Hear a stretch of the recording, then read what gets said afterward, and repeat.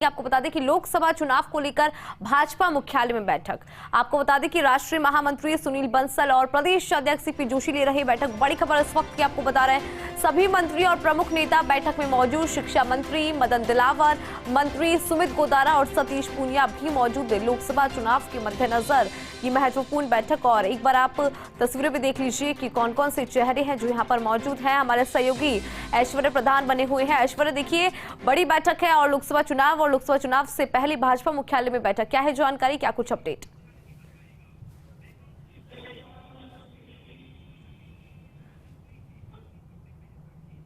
तो जयपुर से हम आपको लाइव तस्वीरें लगातार दिखा रहे हैं। ये लाइव तस्वीरें आप देख लीजिए।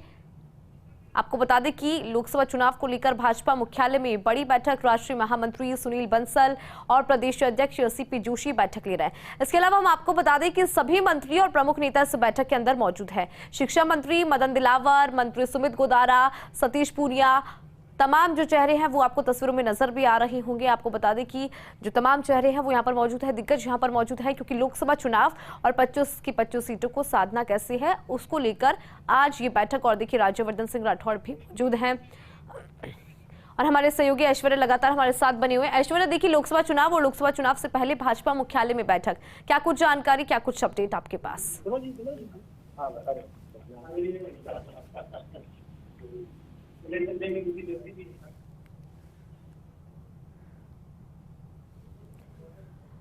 और देखिए फिलहाल जो है आप देख रहे हैं, स्वागत की जो तस्वीर है वो निकलकर सामने आ रही है, क्योंकि राष्ट्रीय महामंत्री सुनील बंसल और प्रदेश अध्यक्ष सीपी जोशी बैठक लेंगे। तो ऐसे में सबसे पहले स्वागत की तस्वीरें हम आपको दिखा रही हैं। ये देखिए किस तरह से स्वागत।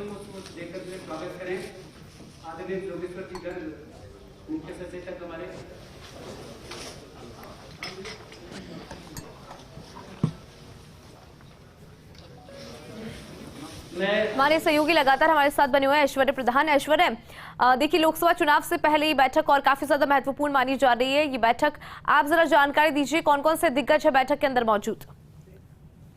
देखिए ये बैठक के विजुअल्स जो हैं वो आपको दिखाई दे रहे हैं। यहाँ पर सुनील बंसल हैं, सीपी जोशी हैं, दोनों बैठक ले रहे हैं। उनके साथ में आपको उप मुख्यमंत्री डॉक्टर प्रेमचंद बैरवा, पूर्व प्रदेश अध्यक्ष सतीश पूनिया और मंत्री राज्यवर्धन सिंह राठौड़, और ये सभी लोग आपको मंच पर दिखाई दे रहे होंगे। और इनके अलावा जो दूसरे लोग हैं उनकी भी उपस्थिति है। और ये पहली बैठक क्लस्टर की बैठक है। क्लस्टर की बैठक, लाभार्थियों की बैठक और IT की बैठक, 3 बैठकें रखी गई है।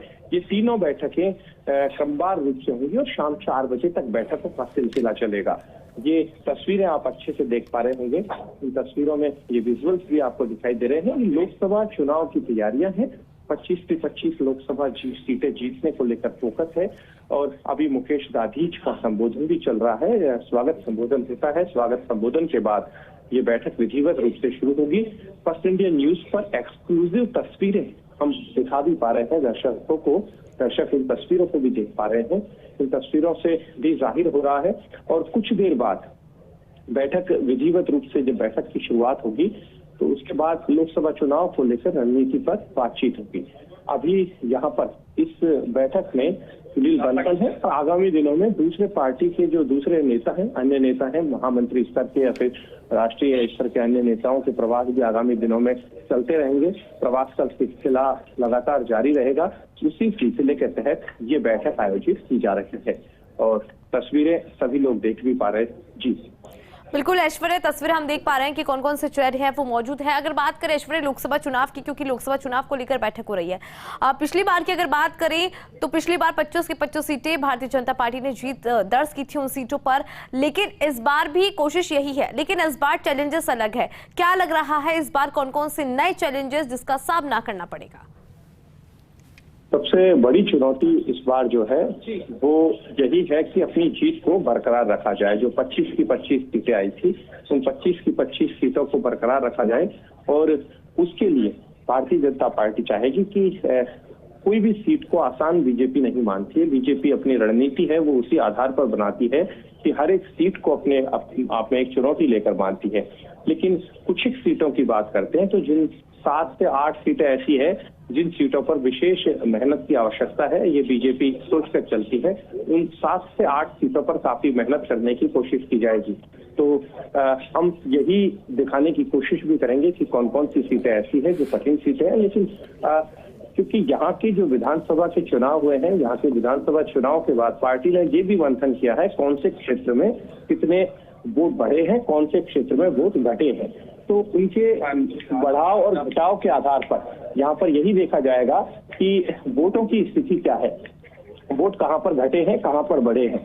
यहाँ पर यही चीज देखी जाएगी। आप कैमरे के जरिए भी मैं जुड़ चुका हूँ और मैं मेरे जो सहयोगी हैं विनोद उनके साथ हूँ और जी बिल्कुल। और तस्वीरें हम देख पा रहे हैं ऐश्वर्या, खास तस्वीरें हैं। और देखिए ऐश्वर्या, अगर बात करें 25 सीटों की, चूंकि अभी आप भी जानकारी दे रहे थे कि 25 सीटों पर जीत को बरकरार रखना अपने आप में एक बड़ा चैलेंज है, लेकिन इसके अलावा अगर बात करें भारतीय जनता पार्टी की, तो भारतीय जनता पार्टी इस बार वोटिंग परसेंटेज जो है उसको कैसे बढ़ावा मिले, इसको लेकर भी कोशिश की जा रही है और लगातार यही कह रही है कि हमारे इस बार कोशिश ये है कि जो बीजेपी का वोटिंग परसेंटेज है उसको भी बढ़ावा दिया जाए।